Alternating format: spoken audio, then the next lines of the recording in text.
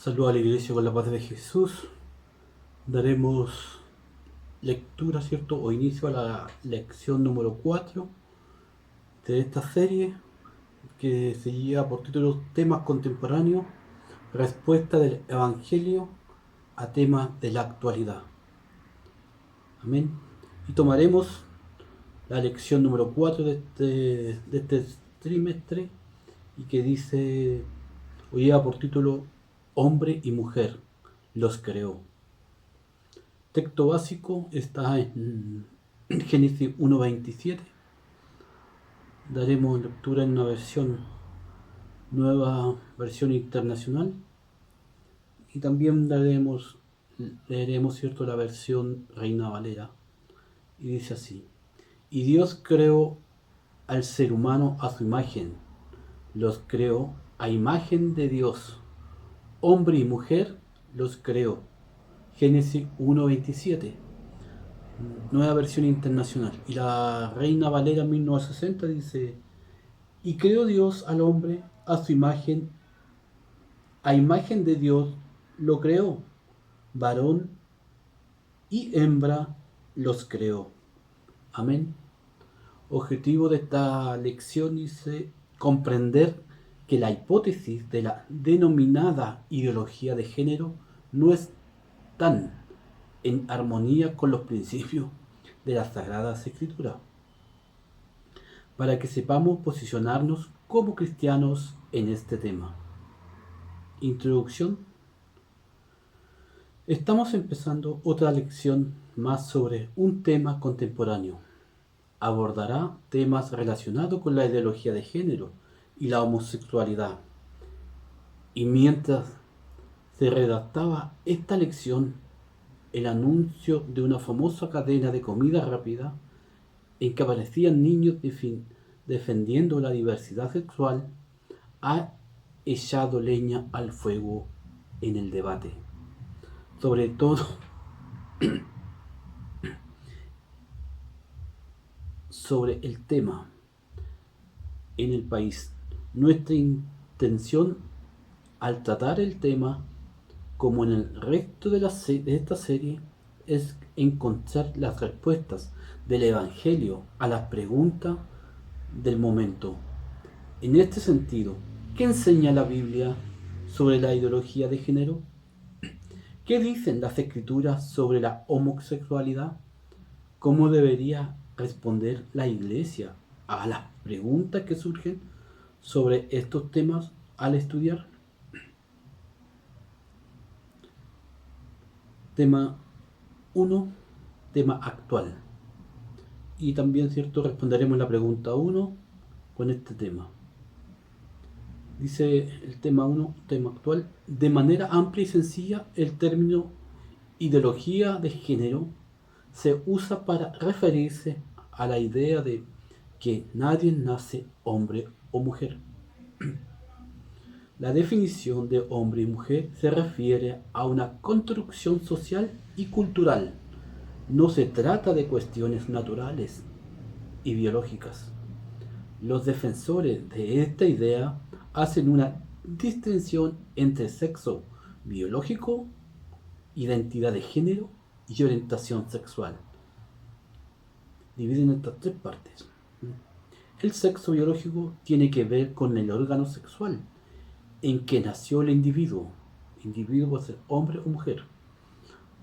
La identidad del género se trata de cómo percibe a sí mismo, independientemente de su sexo biológico.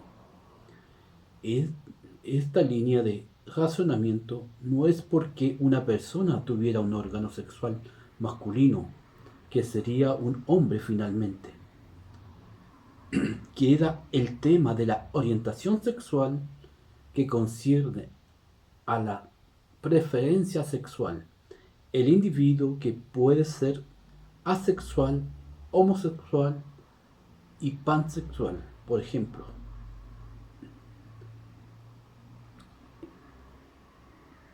En Brasil ha habido y todavía hay intentos de poner estos conceptos en un proyecto educativo para todo el país, para que pueda ser enseñado en las escuelas. Además, hay grupos que al abrazar la ideología de género dicen que el idioma portugués es prejuicioso y es sexista, también el español, y quieren intentar implementar un lenguaje neutral para sustituir palabras como todos o todas por todes o tocs, entre otros. De todos modos, ¿qué enseña la Santa Biblia sobre esto? ¿Es de lo que nos ocupamos a continuación de nuestro estudio? La pregunta uno dice, en términos generales, defina las principales hipótesis de la ideología de género y comente los intentos que se están haciendo para implementarla en la sociedad. ¿Cierto? La hipótesis que ellos implantan o que quieren implantar es que independientemente del sexo que nazca el individuo o la persona, ¿cierto? Sexo biológico, hablemoslo, digamos. Ellos hablan de una identidad de género y orientación sexual. El sexo biológico no tiene que ver con el órgano sexual, en el que nació la persona. La identidad de género se trata de cómo se percibe el individuo, independientemente del sexo que ha nacido. Por ejemplo, ellos dicen que un hombre puede sentirse mujer, ¿m? Y eso es la diferencia, ¿cierto? Es distinto, ¿cierto? Como dicen más adelante, se puede identificar como el individuo, ¿cierto? Como asexual, homosexual, bisexual o pansexual. Nosotros acá en Chile también tenemos experiencia, ¿cierto? Implementando, ¿cierto? Un proyecto, una ley, la ley Zamudio, que es una ley que fue bien tocada en su tiempo, y ahora hay otras también. Y también, ¿cierto? Han tratado de implementar algunas cosas, ¿cierto?, en las escuelas para enseñar a los jóvenes. Así que tenemos que tener cuidado.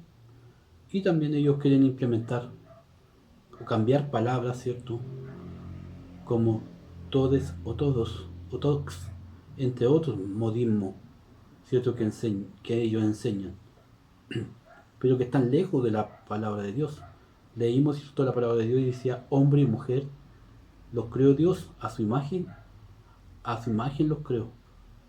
No habló más de otro sexo. La respuesta bíblica. A medida que crece el debate público sobre el tema que estamos tratando, es muy importante que los cristianos tengan claro lo que dice la Santa Biblia al final. Al final, ¿cierto?, la cosmovisión del discípulo de Jesús no se basa en lo que afirman los teóricos de nuestro tiempo, sino en el Evangelio, y que nos presenta el Evangelio sobre el tema que nos ocupa.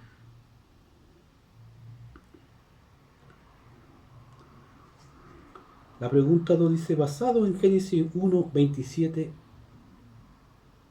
¿cierto?, capítulo 1, versículo 27, y Génesis 2, del 18 al 23, Génesis 4, 1, y Levíticos 12, 1 al 5, y en el título 1 del comentario anterior, comente sobre las enseñanzas bíblicas de la doctrina de la creación sobre el género. La doctrina de la creación. Ítem 1.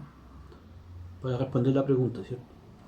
La hipótesis que defiende la denominada ideología de género atacan directamente a la doctrina de la creación. El relato del Génesis es muy claro al decir, sin lugar a duda, que Dios creó al hombre y a la mujer. Dios creó al ser humano a su imagen, lo creó a imagen de Dios, hombre y mujer los creó. Las palabras hebreas que se usan aquí para hombre y mujer son respectivamente sakar, que es masculino, y Nekeba, que es femenino. Trae la idea de hombre y mujer si en el capítulo 1 de Génesis tenemos una declaración general sobre la creación del hombre y la mujer.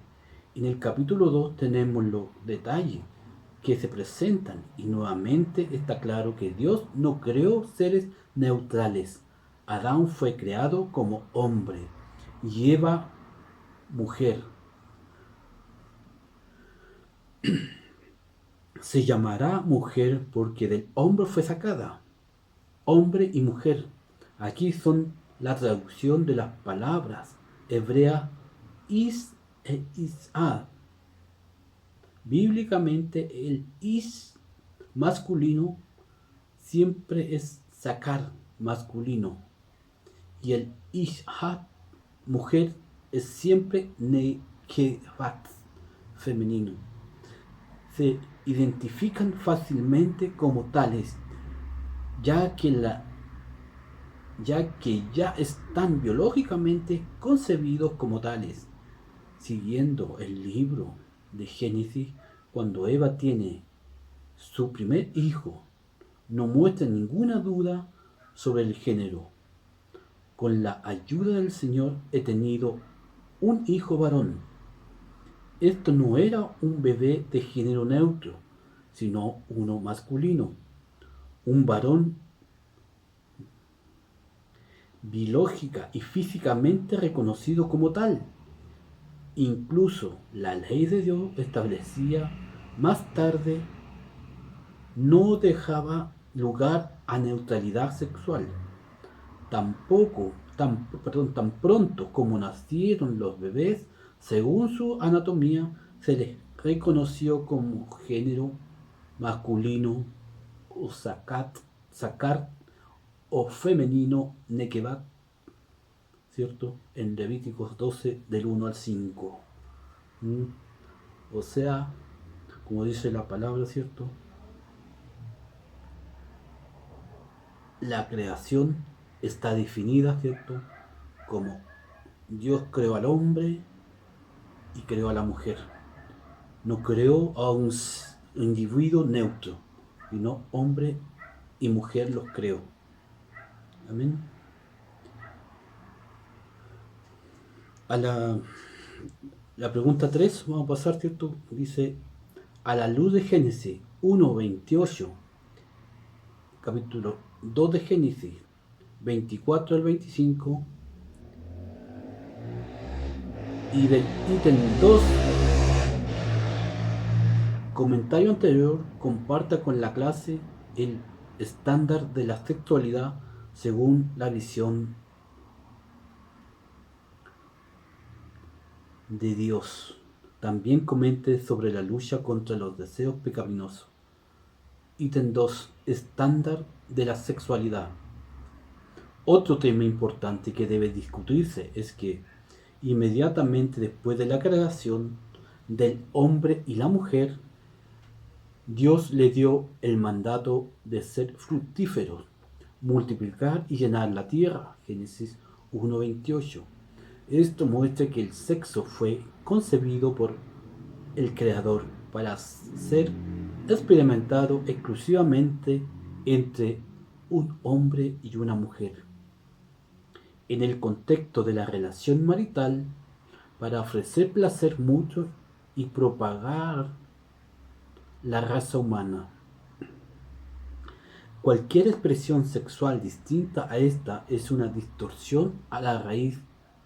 Es la caída de los seres humanos. La idea de que una persona tiene un sexo biológico que no tiene relación con su género y que su orientación sexual y afectiva pueda ser variada, homosexual o bisexual, etc., es ajena a la relación bíblica. El único contexto en el que la expresión sexual de una sola carne es legítima dentro del matrimonio en monogamia, una pareja heterosexual, una sola mujer, un solo varón. No el hombre que tenga dos mujeres o la mujer tenga dos esposos. Ya sería bigamia. En el modelo ideal de Dios, los hombres siempre deben desear a la mujer y las mujeres deben desear a los hombres. Desafortunadamente, como ya se mencionó, debido al pecado, estos deseos fueron distorsionados. Dicho esto, no podemos negar e ignorar que muchas personas, incluidos los cristianos, padecen deseos homosexuales y libran batallas terribles. Nosotros no elegimos los deseos que tenemos. Todos los impulsos pecaminosos con los que luchamos están presentes en nosotros debido a la naturaleza pecaminosa. Nacen del corazón y pueden llevarnos a pecar. Sin embargo, cuando elegimos a Jesús como Señor de nuestras vidas, podemos dominarlos y controlarlos día a día sin darle rienda suelta, como en la ayuda del Espíritu es posible. Amén.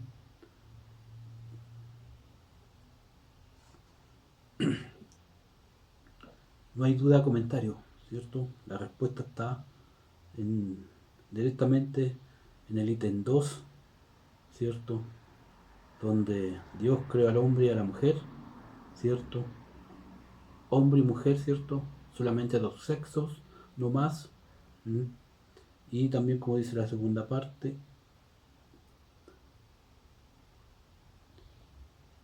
¿con qué clase es el estándar de la sexualidad, cierto? Son dos según la visión de Dios, hombre y mujer. Y también comente sobre la lucha contra los deseos pecaminosos. Es muy grande, ¿cierto? Si no estamos con la ayuda del Espíritu Santo, es difícil, ¿cierto?, soportar o controlar los deseos de la carne.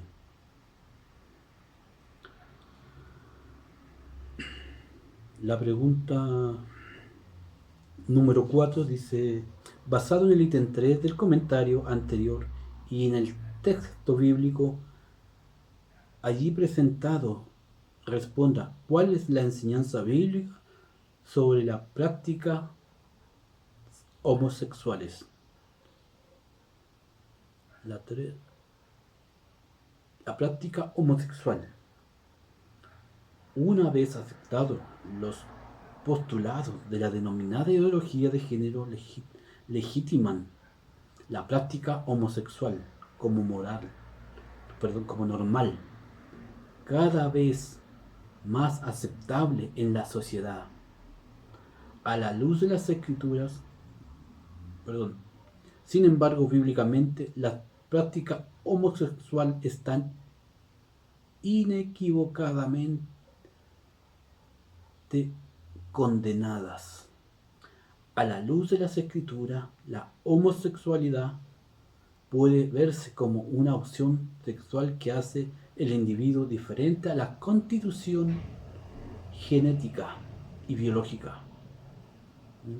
Cuando alguien elige relacionarse amorosa y sexualmente con personas del mismo sexo, está yendo en contra de lo que Dios ha establecido. La homosexualidad altera el patrón divino y distorsiona la orden divina para la práctica sexual. Las relaciones sexuales fueron idealizadas por Dios para la unión entre un hombre y una mujer en el contexto del matrimonio. Como se dijo anteriormente, hay varios textos bíblicos con una enseñanza clara y directa contra la homosexualidad. Por ejemplo, Génesis 19, 4 al 7, segunda de Pedro 2, 7, Jueces 7, Levítico 18, 22 y así. Varios más. De todo esto destacamos Romanos 24 al 27, en contexto que Pablo trata de cómo los seres humanos negaron a Dios y rechazaron su revelación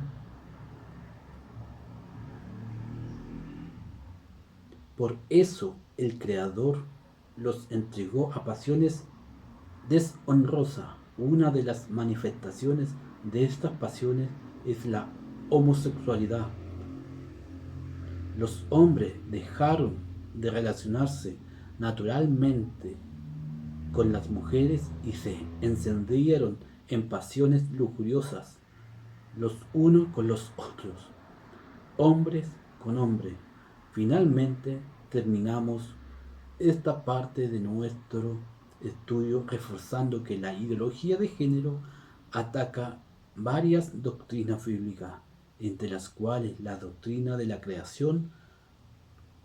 Como cristianos tenemos la Biblia como nuestra única regla de fe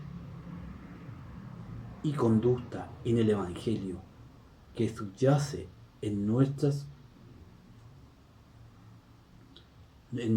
cosmovisión, así que no podemos abrazar los supuestos de tal ideología, incluso defendida por quienes están a favor de las prácticas homosexuales. Quedémonos en el Evangelio.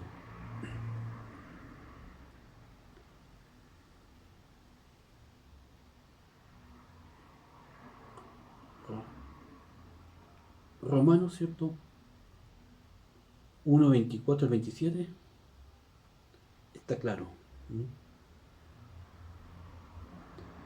Basado en el ítem, la pregunta 4 dice, basado en el ítem 3 del comentario anterior y en los textos bíblicos allí presentados, responda, ¿cuál es la enseñanza bíblica sobre la práctica homosexual que es rechazada por Dios, ¿cierto? Que en nuestra ocasión de perdernos si llegasen a practicar, ¿cierto? No nos alejemos de Dios, aceptemos, ¿cierto?, la palabra de Dios, el Evangelio de Dios, y hacer las cosas, ¿cierto?, que nos están permitidas a través de la Biblia. Amén. Vamos a pasar a los desafíos prácticos. Cambió nombre. Desafíos prácticos. La pregunta 5 dice, de acuerdo en que los medios y quienes están detrás de ello están invirtiendo fuertemente para hacer aceptable la ideología de género. ¿Cuál debe ser nuestra actitud ante los hechos de Deuteronomios 6:7? Para que lo lea. ¿Ya? No hemos tenido días fáciles. Los medios de comunicación han invertido mucho para capacitar a las generaciones futuras dentro de las hipótesis de la ideología de género. Ya hemos mencionado que tales ideologías ofenden a una doctrina bíblica, pero ofenden radicalmente a la familia. Quizás ninguna otra institución esté siendo tan atacada por los medios de comunicación. Por lo tanto, como discípulos del Señor Jesús, que conocemos el Evangelio, estemos atentos especialmente para las generaciones futuras. El discipulado no se puede descuidar. El papel de la familia es enseñar la palabra del Evangelio diligentemente a tus hijos y hablarás de ellas cuando te sientes en tu casa y cuando andes por el camino, cuando te acuestes y cuando te levantes. Instruye al niño en el camino que debe andar. Si no enseñamos el Evangelio con diligencia, las generaciones futuras corren el riesgo de ser adoctrinadas como una cosmovisión no bíblica. Amén. ¿Está de acuerdo en que los medios y quienes están detrás de ellos están invirtiendo fuertemente para hacer aceptar la ideología de género? ¿Cuál debe ser nuestra actitud ante este hecho? ¿Cierto? Amén. Pasemos a la pregunta número 7, que dice, ¿por qué deberían enseñar con compasión las verdades sobre el género, lea Romanos 15:14 y hable sobre la importancia de amonestar unos a otros, llenos de bondad. Enseñemos la verdad del Evangelio sobre el género con compasión. Además de enseñar constantemente el Evangelio, debemos enseñar sus verdades con compasión. Son muchas las personas que vienen a la iglesia y luchan contra los deseos homosexuales e incluso contra las prácticas homosexuales. Esto no se puede pasar por alto. Perdón. Al enseñar sobre este tema, cómo debería actuar la Iglesia de Cristo, en lugar de abrir la boca para hacer bromas contra gays y lesbianas, los cristianos deberían abrir los brazos para dar la bienvenida. La Iglesia no cumplirá su papel si solo argumenta en contra de la homosexualidad. La Iglesia necesita convertirse en un lugar de refugio para mujeres y hombres que luchan contra la homosexualidad, ofreciendo apoyo y aliento, caminando con aquellos que luchan con este pecado y ayudándolos a soportar sus luchas, ofreciéndoles amistad y compañerismo. Este es el llamado de la Iglesia. Ella debe amar al homosexual y presentarle al poderoso mensaje del Evangelio, dar acogida sin callarse. Ustedes están llenos de bondad, llenos de todo conocimiento y capaces también de amonestarse los unos a los otros. Amén. ¿Por qué debería de enseñarse la compasión? Cristo tuvo compasión, ¿sí? De las verdades sobre el género.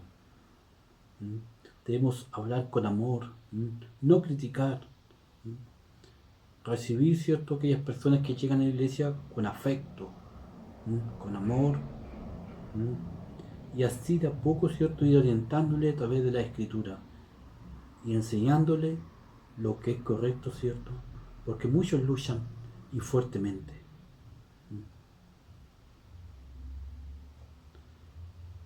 La importancia de amonestarse unos a los otros. Entre nosotros como hijos de Dios debemos hablarnos estos temas. Muchas veces no lo hablamos, pero deberíamos hablarnos, estudiar la escritura y ver la diferencia, porque muchas veces criticamos, ¿cierto?, lo que hablan, pero nosotros no nos ponemos, ¿cierto?, a estudiar lo que realmente la palabra nos enseña. ¿Cuál es tu compromiso para esta semana?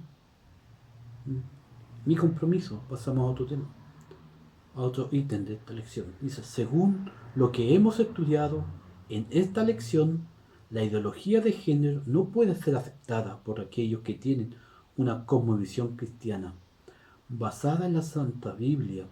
Tal ideología está en contra de varias doctrinas bíblicas. Además, también hemos visto que la práctica homosexual que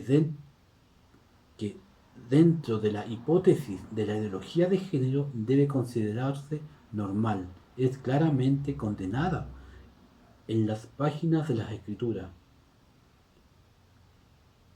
Ante la conclusión a la que hemos llegado, comprométase a seguir estudiando este tema para tener más claridad y poder enseñarlo con más diligencia a quienes aún tienen duda. Intente leer libros sobre el tema, como Familias en Peligro, lo que todos deberían saber sobre la ideología de género, de Maritza Lobo. Que el Señor Jesús continúe bendiciendo. Miren, nos da, ¿cierto?, un libro, ¿cierto?, para leer sobre el tema que se llama Familias en Peligro, lo que todos deberían saber sobre la ideología de género, de Marisa Lobo. Vamos a pasar al momento misionero.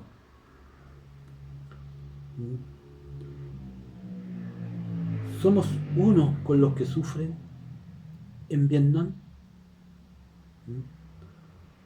Población de Vietnam son 98.3 millones de personas. Cristiano no alcanza a ser el 10%, 8,8 millones. Religiones, ¿cierto? El budismo, cristianismo, islamismo, caudaísmo, son estas cuatro religiones, ¿cierto?, primordiales o que están en Vietnam. El gobierno de Estado es comunista. Dirigente Nguyen Phu Trong.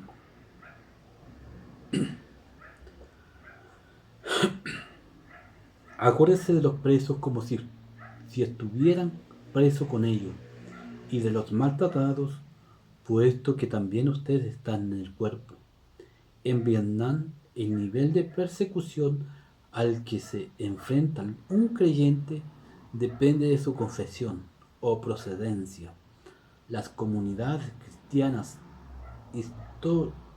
históricas, como los católicos romanos, disfrutan de cierta libertad, aunque pueden ser encarcelados si se vuelven políticamente activos. Las grandes parcelas de tierra que son propiedad de la Iglesia Católica son a veces confiscadas por el Estado con propósito de urbanización. La persecución más intensa está reservada a los protestantes no tradicionales y a los convertidos de las religiones indígenas, especialmente en las zonas más remotas del centro y el norte de Vietnam. La mayoría pertenece a las minorías étnicas del país, como los Hmong, que sufren exclusión social, discriminación, ataques. Las casas son a veces destruidas, obligados a los cristianos a abandonar sus aldeas.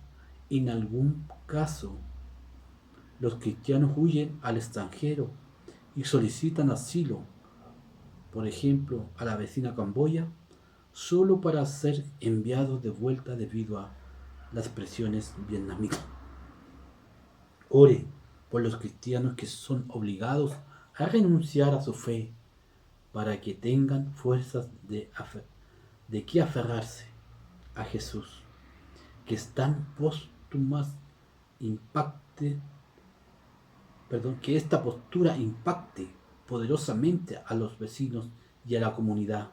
Amén. Que el Señor les bendiga. Vamos a orar. Vamos a orar también por cada hermano, ¿cierto? Cada hermana de la iglesia. También vamos a orar, ¿cierto?, por esta nación, por los cristianos que sufren.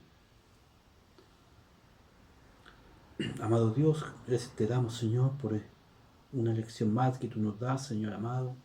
Padre Santo, que sea importante para nuestras vidas, Señor, que podamos aprender cada día más de ella. Señor, especialmente en esta hora oramos, Señor, por los vietnamitas, Señor amado, por los cristianos que sufren allá, que son perseguidos, Señor, que les son quitadas sus tierras, sus casas, Señor, que les son, Señor, encarcelados, Señor, por servirte. Tú seas obrando en ellos, Señor, seas obrando, Señor, ministrando su corazón allí, para que ellos, Señor, puedan hablar más de tu palabra, Señor, puedan servirte más cada día, puedan, Señor, evangelizar, Señor, a otros, Señor, que no conocen de ti, oh Dios amado. Bendícele, Padre Santo, y era el Señor, para que cuando ellos hablen, muchos convertidos hayan, Señor. Amado Dios, en el nombre de Jesús te agradecemos por esta lección, que es una lección, Señor, que nos lleva a reflexionar, Señor, y a estudiar más, Señor, tu palabra, a conocer más, Señor, lo que tú nos enseñas, y a tener cuidado, Señor, y también, Señor, amar a nuestro prójimo, Señor, que está huyendo de estas pasiones, Señor, de estos deseos, Señor, pecaminosos. Padre Santo, bendice, Señor, fortalece, Señor, a cada uno de tus hijos, Señor, que están sufriéndose allí por estas cosas, Señor, que sufren, a lo mejor por la homosexualidad, Señor, los deseos pecaminosos. Te pedimos que tú obres en su corazón, obres en su vida, obres en su mente, oh Dios eterno. Gracias por todo esto. Bendice a tu iglesia aquí en Santiago y alrededor del mundo. Que la gracia y el poder de tu Espíritu Santo esté sobre cada uno de nosotros. En el nombre de Jesús, nuestro amado Salvador. Amén. Amén.